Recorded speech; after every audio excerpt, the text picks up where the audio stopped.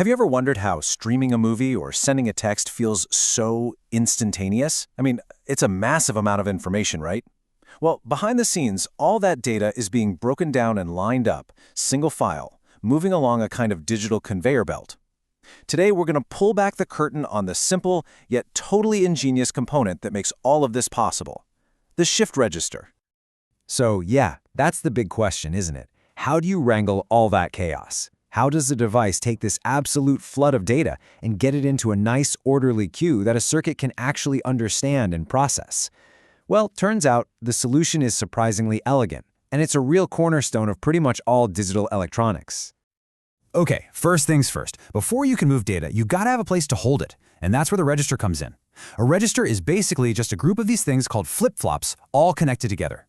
The easiest way to think about it is that each flip-flop is like a tiny little locker that can hold just one bit of data, a 1 or a 0. That's it. But you know, the real magic isn't just storing these bits, it's about moving them. With every single tick of the system's internal clock, we can make that data shift from one locker to the next, down the line. It's literally like a perfectly synchronized bucket brigade for bits. And this is what makes a shift register so special. It's not just a passive storage locker. It's a register with a superpower. It has the ability to move its data in a perfectly controlled, perfectly timed sequence. It's a whole data transportation system in one tiny package. So we've got our conveyor belt. We know we can move data, but how we get that data in and out of the register, well, that's what really defines what it's used for. And this leads us right to the 4 fundamental types of shift registers.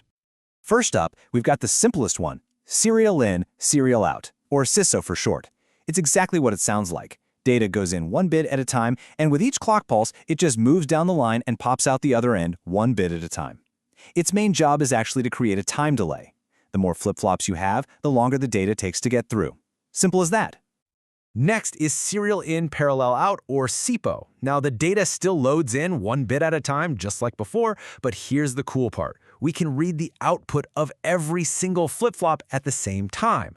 Once the register is full, boom, we can grab all the bits at once in parallel. This is exactly how a device can take a serial data stream, like from a USB port, and convert it into a big chunk of data that a processor can use instantly. Well, it only makes sense that if we can go from serial to parallel, we can go the other way too, right? And that's the job of the parallel in, serial out register, or PISO.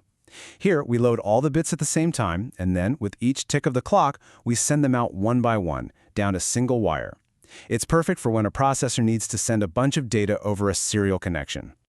And finally, we have the speed demon of the group: parallel in, parallel out, or PIPO. As the name says, you load all the bits at once and you read all the bits at once. There's no shifting or waiting around, which makes it incredibly fast. Its main role is to act as a temporary storage buffer, a little holding pen for data right before it's needed. So let's do a quick recap. SISO is your go-to for creating time delays. SIPO is your translator, turning serial data into parallel. PISO does the exact opposite, and PIPO is your super-fast temporary storage. See, it all just comes down to how you get the data in and how you get it out. Okay, so far, we've always seen data enter one side and just leave out the other. But what happens if we take the output and we feed it right back into the input? What if the data never had to leave the conveyor belt at all? This, my friends, is where things get really, really clever. Meet the ring counter. With one simple change, just connecting the last flip-flop's output back to the first one's input, we create a loop. Now, if we load a single 1 into this thing, it'll just circulate around and around forever, creating a repeating sequence. With 4 flip-flops like you see here, this gives us 4 unique states.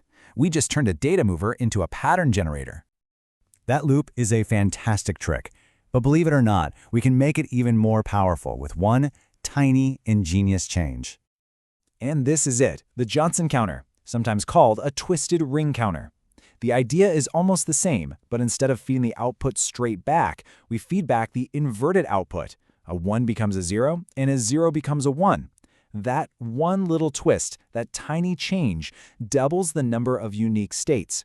With the same 4 flip-flops, we now get 8 states instead of 4. That is a massive gain in efficiency for practically no extra hardware.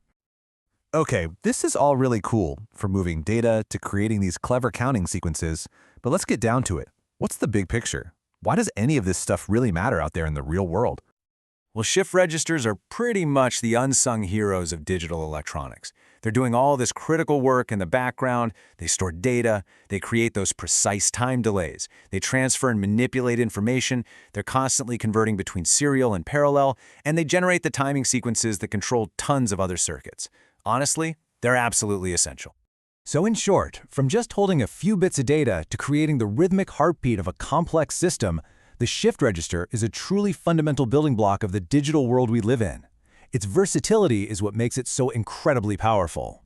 And that kind of leaves us with the final thought to chew on. We just saw how one simple wire, a little feedback loop, completely transformed a data mover into a data generator, a register into a counter. It really makes you wonder, doesn't it? What other incredibly smart and powerful circuits are just hiding out there in plain sight, built from the simplest parts imaginable?